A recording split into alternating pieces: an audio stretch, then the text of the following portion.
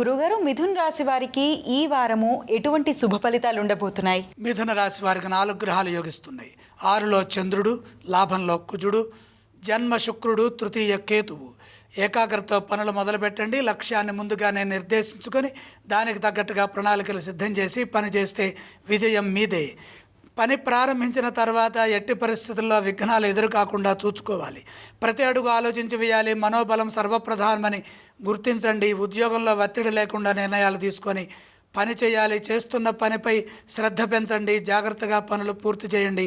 అపార్థాలకు అవకాశం ఏర్పడే అవకాశం ఉన్నది కాబట్టి వితండం వద్దు. కుతర్కాలతో కాలం వృధా చేయకుండా నా మాటే గొప్ప, నేనే గెలవాలనేది పక్కన పెట్టి పూర్తి చేయడం ద్వారా వృత్తి, ఉద్యోగ, వ్యాపారాల్లో ముఖ్యమైన పనుల్లో ఇబ్బందులు తొలగి పరిస్థితులు సహకరిస్తాయి. ఆత్మవిశ్వాసంతో ముందుకు సాగండి. కుటుంబ సభ్యుల సలహాలు అవసరమవుతాయి.